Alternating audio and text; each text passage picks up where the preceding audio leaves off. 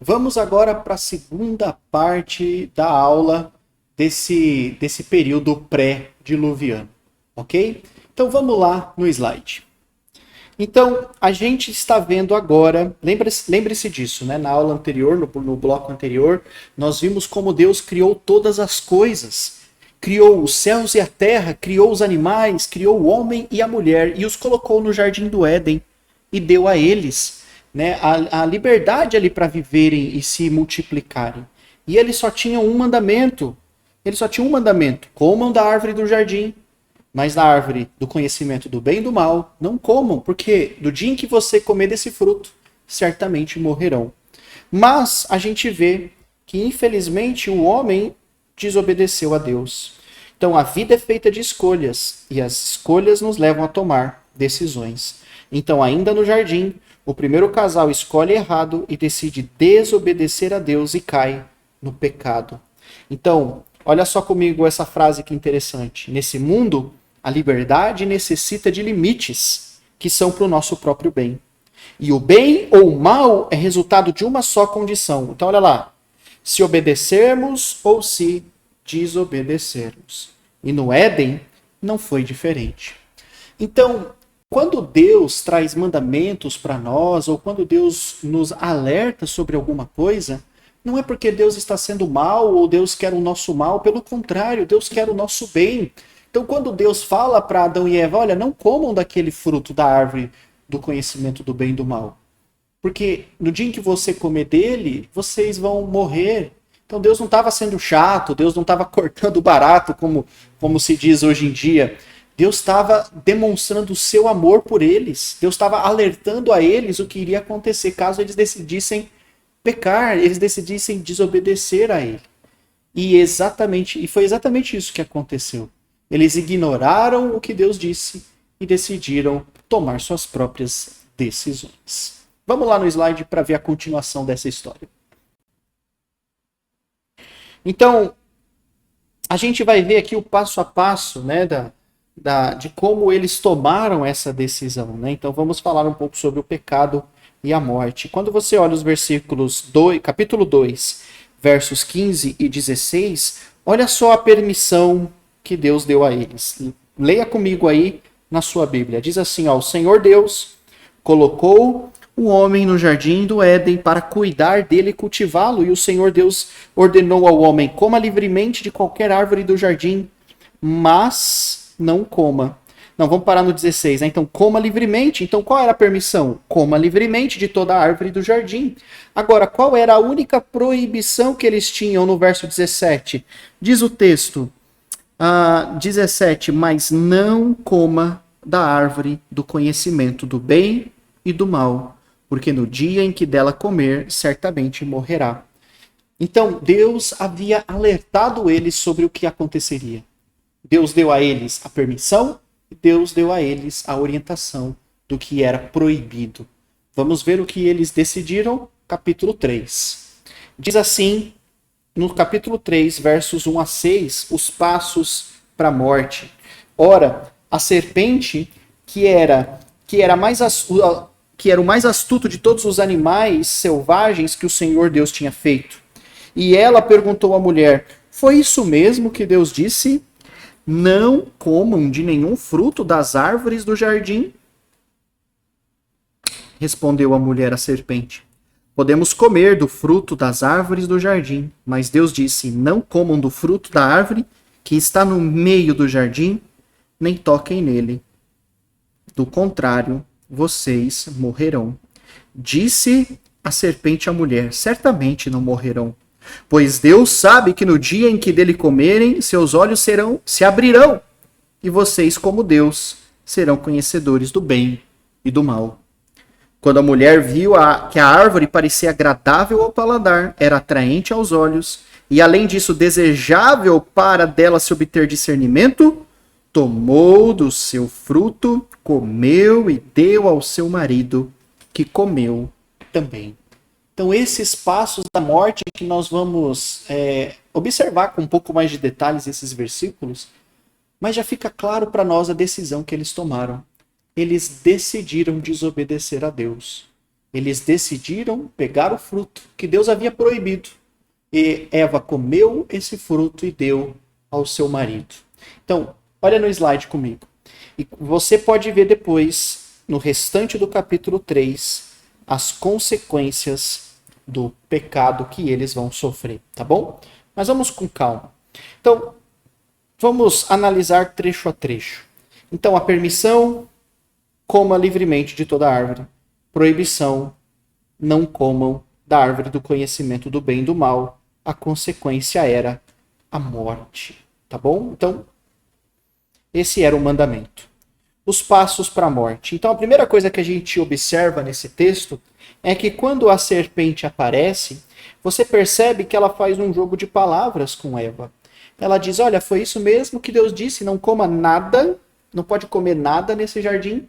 Você consegue perceber como a serpente, que aqui é o diabo, como a serpente vai usando as palavras para poder trazer dúvidas ao coração de Eva? Então, o que a serpente estava fazendo aqui, em outras palavras? A serpente, primeiro, pega a permissão de Deus e oculta. E a proibição foi exagerada. É como se a serpente falasse assim para Eva, nossa, que Deus chato é esse que vocês servem? Vocês não podem fazer nada nesse jardim? Vocês não podem comer nenhuma fruta nesse jardim? Mas foi isso mesmo que Deus disse? Não foi isso que Deus disse. Deus disse o que eles poderiam comer e o que eles não poderiam comer. Mas consegue perceber como a serpente vai trabalhando para fazer com que Deus pareça que está ali blindando ou impedindo que eles tenham acesso a algo bom? Colocando em dúvida a relação deles com Deus? Então olha que interessante esses versículos. Volta comigo no slide. Né?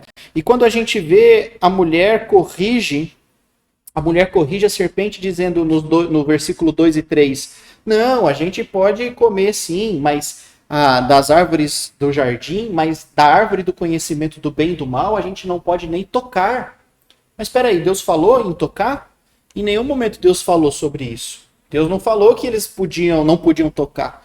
Deus disse que eles não poderiam comer. Então, consegue ver como Eva já se perdeu um pouco do mandamento de Deus? Ela já conseguiu ali, a serpente já conseguiu levar Eva a uma dúvida, né? Então, Eva corrige o exagero, sim, nós podemos comer algumas coisas, mas aumenta a proibição.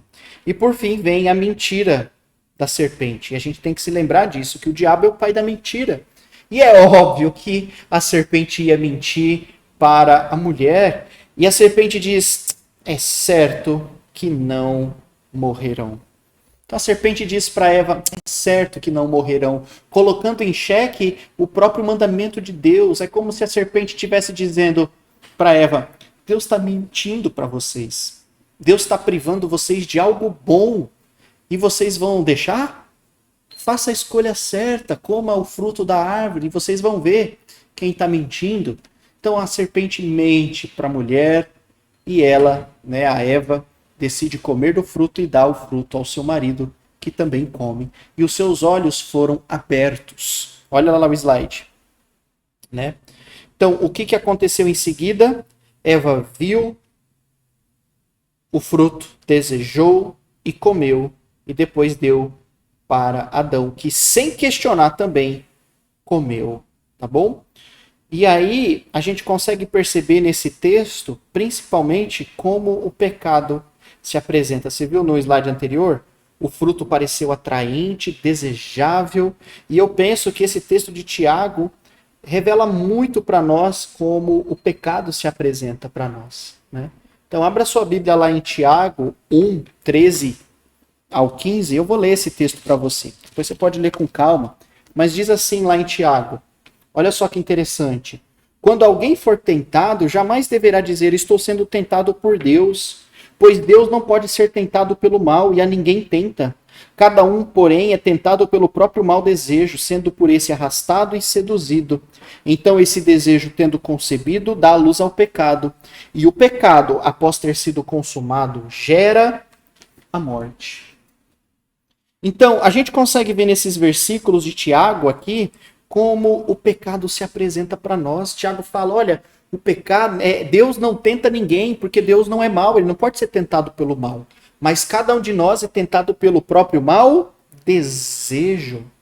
E esse desejo cresce e nos arrasta. Então o pecado se apresenta como algo atraente, como algo desejável, agradável, né? E o pecado vai nos arrastando. Assim é o pecado. E foi exatamente assim que aconteceu com Eva. Ela viu, ela desejou, ela viu que era um fruto atraente e ela decidiu comer esse fruto. Então o pecado se apresenta da mesma maneira para nós. E isso faz a gente meditar, pensar sobre isso, para estar de fato preparado para enfrentar os pecados. Vamos para o próximo slide.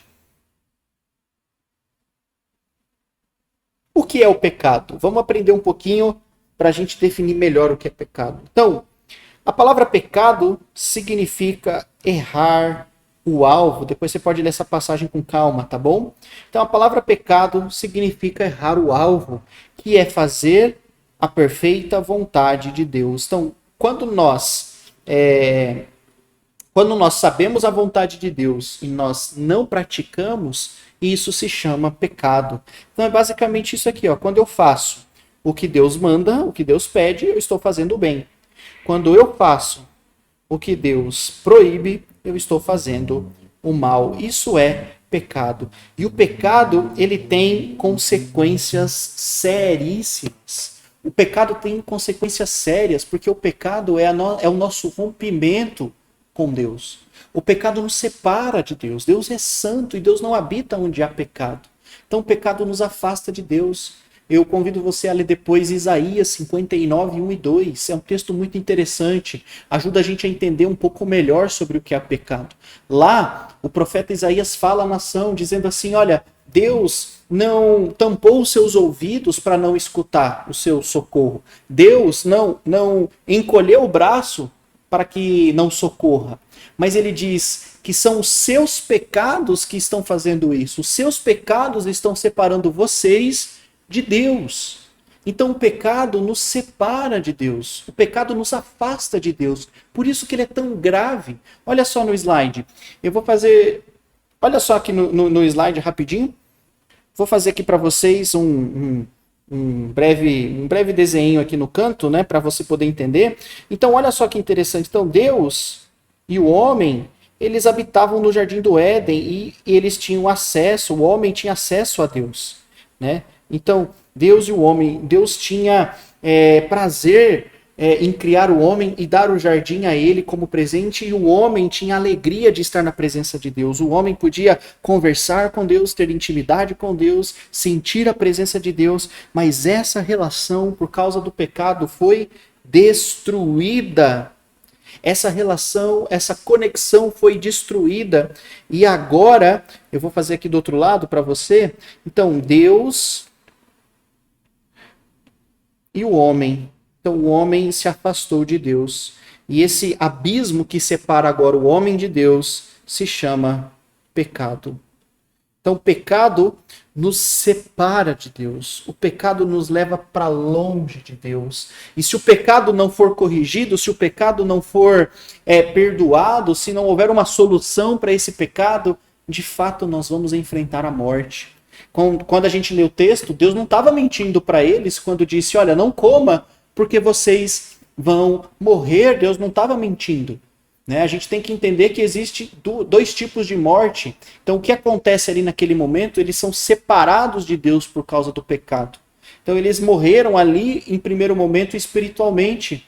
É como se fosse uma flor ou uma folha separada da árvore. Então tem aspecto de vivo, mas em questão de tempo vai morrer. Então agora é como se disparasse o relógio do tempo e agora eles vão passar pelo processo da morte. Né? Então eles vão morrer fisicamente, mas se também não for resolvido o pecado, eles vão morrer espiritualmente. E morrer espiritualmente é estar eternamente afastado de Deus. Então entenda a gravidade do pecado. Pecado que nos afasta de Deus. E Deus não quer isso para nós. Vamos ver as consequências que eles escolheram? Olha só. Então, olha as consequências que eles escolheram. Então, eles sentiram medo, né? Pense nisso, eles sentiram medo. Você vai ver depois que os olhos deles são abertos, Deus aparece e eles sentem medo, eles se escondem, né? Eles sentem vergonha, eles veem que estão nus e vão se cobrir, né? Eles se esconderam da presença de Deus. Você vai ver que eles transferem a culpa. O homem diz: foi a mulher que você me deu, a mulher, a culpa é da serpente. Então eles começam a transferir a culpa, né? Eles tentam se justificar, né? Então tentam se justificar do seu erro, negam a sua responsabilidade, foram separados ou cortados de Deus e foram expulsos da presença de Deus. Então olha as consequências do pecado: medo, angústia e principalmente Adão e Eva foram separados da presença de Deus. Outrora unidos, outrora íntimos, outrora sentindo a presença de Deus, agora eles estão longe, estão afastados. Então, essa é a consequência do pecado. É isso que o pecado faz. Mas, olha só, né? Então, talvez os versículos mais tristes da Bíblia. Então, Deus falou para eles: não coma, porque vocês morrerão. E de fato morrerão. E se não houver uma reconciliação, nós também sofreremos uma morte eterna. Depois você pode ler esse texto aqui, onde Paulo fala sobre a morte eterna. Então, se não houver uma reconciliação, se não houver um resgate do homem, a gente vai enfrentar não somente a morte física no final da nossa vida, mas também enfrentaremos a morte eterna. Estaremos eternamente longe de Deus. Mas e agora, né? Nós colhemos o que plantamos. Então, assim, a morte entrou no mundo, porque houve um desligamento, né? Pense nisso. O homem foi desligado de Deus, foi desconectado da fonte de vida que era Deus. Então, olha só esse texto de Coríntios, que interessante, né? Paulo fala assim: visto que a morte veio por meio de um só homem, também a ressurreição dos mortos veio por meio de um só homem. Pois da mesma forma como em Adão todos morrem, em Cristo todos são vivificados. Né? Mas nós temos nesse texto uma boa notícia. Então, no meio de tudo isso que está acontecendo aqui nesses primeiros 3 capítulos, nós temos uma boa notícia, que é o verso 9. Capítulo 3, verso 9. Vamos ler o que diz? Né? Olha só o que fala o verso 9.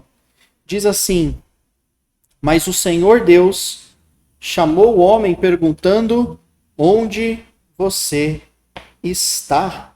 Né? Então, a gente já aprende aqui com Deus um princípio muito importante, que no cristianismo é Deus indo ao encontro do homem.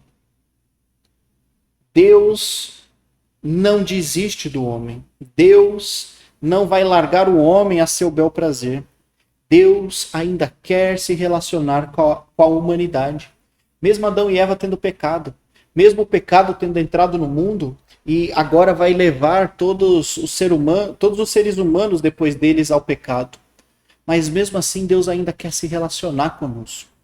E o que a gente vai ver na Bíblia, a partir do capítulo 4 até o final, é um plano que Deus vai executar. A gente vê na Bíblia que esse plano já existia antes da criação, mas agora esse plano vai ser colocado em ação.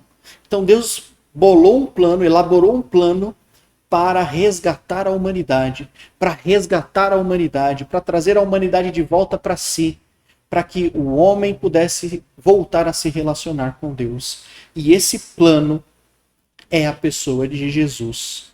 Então Jesus é o plano de Deus para resgatar a humanidade dos seus pecados. Então vamos lá no slide para a gente poder ver. Então Deus pergunta para ele: onde você está? Então ainda no Éden nós temos a primeira promessa relacionada à salvação da humanidade. A primeira promessa messiânica relacionada à salvação, sobre como Deus iria fazer isso. Vamos ver que versículo é esse? Então está aqui a primeira promessa messiânica. Está lá em Gênesis capítulo 3, versículo 15. Gênesis 3:15. Vamos ler comigo lá, ó. Versículo 15 diz: porém inimizade entre você e a mulher, entre sua descendência e o descendente dela. Este lhe ferirá a cabeça, e você lhe ferirá o calcanhar. Então preste atenção. Vamos interpretar, vamos juntos entender o que essa passagem quer dizer. Se você ler com calma Apocalipse 12, 17, você vai ver que lá no último livro da Bíblia, João revela para nós que a antiga serpente do jardim é o diabo. Então nós já entendemos que a serpente que está aqui no jardim é Satanás, é o diabo, né, que quer nos afastar de Deus. Então, olha só o que Deus está falando aqui. Nesse trecho do verso 15, Deus está falando com a serpente. Então, agora, depois que eles pecam, Deus vai trazer a consequência do pecado. Deus vai trazer o castigo que cada um vai receber. O homem, a mulher e a serpente. E nesse trecho, Deus está tratando com a serpente, que é o diabo. E ele diz assim para o diabo, né, para a serpente, que eu porei uma inimizade entre você e a mulher. Então, o que é inimizade? Inimizade é o contrário de amizade, correto? Então, amigos, né, pessoas que você quer bem. Inimigos, né, inimizade. Então, Deus está dizendo assim para a serpente, porém uma inimizade entre você e a mulher. Então Deus está falando que a serpente e a mulher, a Eva, serão inimigas, tá bom? E diz lá, na continuação do versículo, entre a sua descendência e o descendente dela. Então, Deus está dizendo para a serpente que a serpente e a Eva agora serão inimigas e que essa inimizade se estenderia através das gerações. Olha que interessante. E ele termina o versículo 15 dizendo, este lhe ferirá a cabeça e você lhe ferirá o calcanhar. Então, o versículo termina com Deus dizendo que o descendente da mulher, no futuro, vai destruir a cabeça da serpente. Então lembre-se que a serpente é o diabo. Então ele está dizendo que o descendente de Eva vai destruir a cabeça da serpente. Então quando a gente imagina a cabeça sendo destruída, né, quando alguém é ferido na cabeça, é destruição. A pessoa deixa de existir, ela morre, tá bom? Então está dizendo que o descendente dela vai destruir o diabo. Mas antes de fazer isso, Deus disse aqui, você vai ferir o calcanhar. Então antes de ser atingido, você vai lhe ferir o calcanhar. Então esse texto mostra para nós, é uma profecia a respeito de Jesus. Então Jesus, ele vai na cruz destruir a serpente. Ele vai destruir Satanás, porque na cruz Jesus está pagando pelos nossos pecados. Mas pelo fato de fazer essa grande obra, que é destruir o pecado e destruir o diabo, ele vai ser ferido no calcanhar. E esse ferimento no calcanhar que Jesus sofre é a sua morte dolorosa na cruz. Então, consegue ver logo nas primeiras páginas, nos primeiros capítulos da Bíblia, Deus já vai mostrando para nós como o assunto vai ser tratado.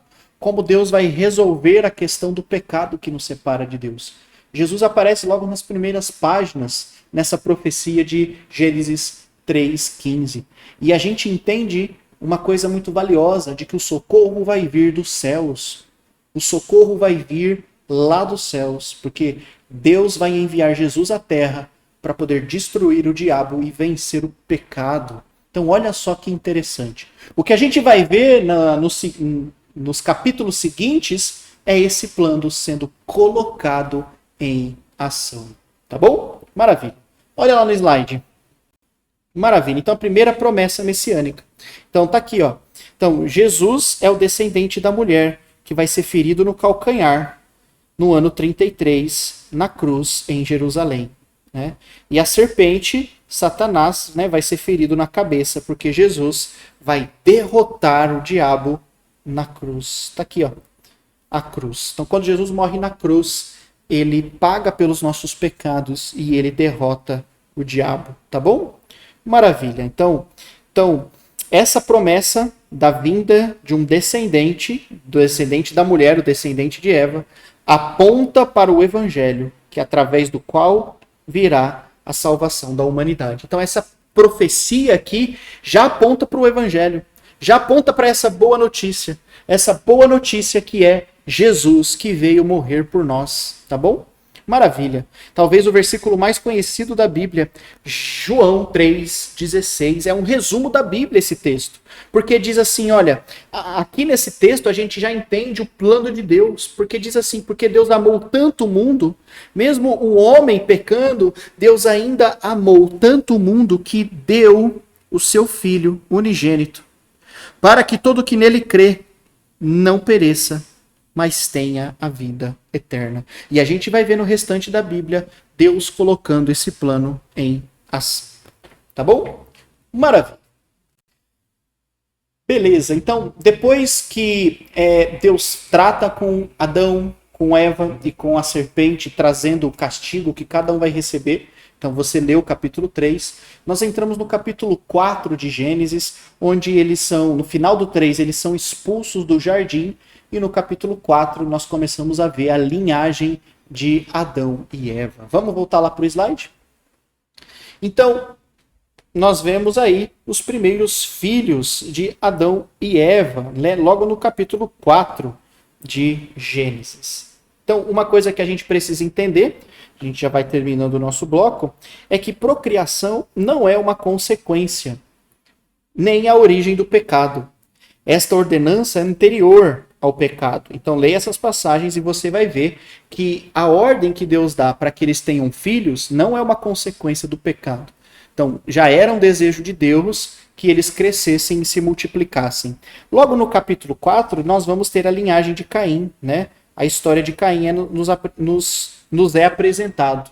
E você vai lembrar que Caim, ele mata o seu irmão Abel. Então, ele e seu irmão fazem uma oferta a Deus. Deus não se agrada da oferta de Caim, provavelmente não foi feito de coração essa oferta. E você vai ver que por causa da inveja, do rancor, Caim mata o seu irmão. E por causa disso, os seus descendentes, os descendentes de Caim, eles ficaram conhecidos como homens ímpios. Então eram exemplos de homens que não andavam com Deus. E posteriormente, Adão e Eva terão outros filhos e filhas, e nasce um outro filho chamado Sete.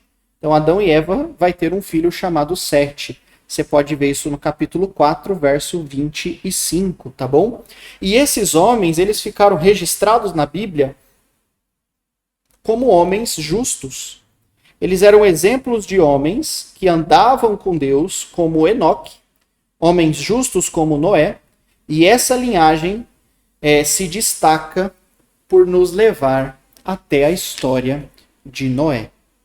Então, eles saem do jardim e começam a ter filhos e filhas, Adão e Eva, tá bom? Então, um desses filhos foi muito mau, que é Caim. E a descendência de Caim, sua geração, né, filhos, netos, bisnetos e por aí vai, eles ficaram registrados como homens cruéis, homens ímpios.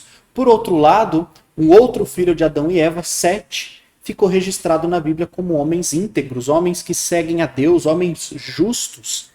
E é da linhagem de Sete, que você pode ler no capítulo 5, que nós vamos chegar, depois de algumas gerações, até a história de Noé, no capítulo 6. Vamos voltar para o slide?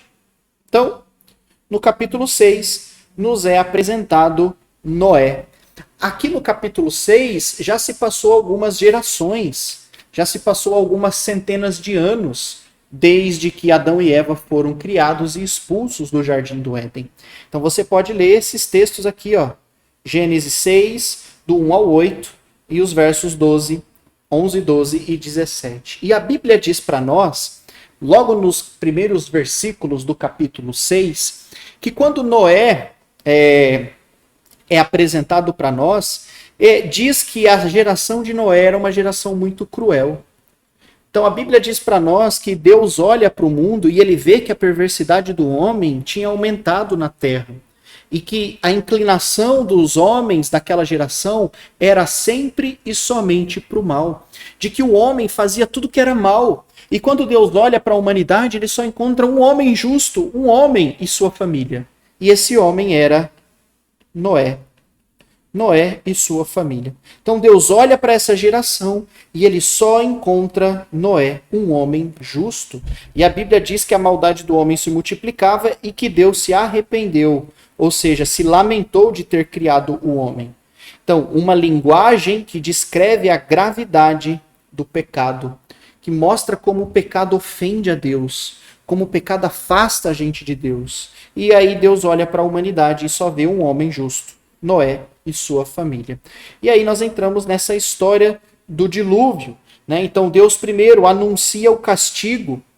Então Deus fala para Noé, eu vou enviar um dilúvio, prepare uma arca, construa uma arca, para que você se salve, você e sua família, e também alguns animais que eu vou levar até vocês, para que vocês possam no futuro repovoar a terra.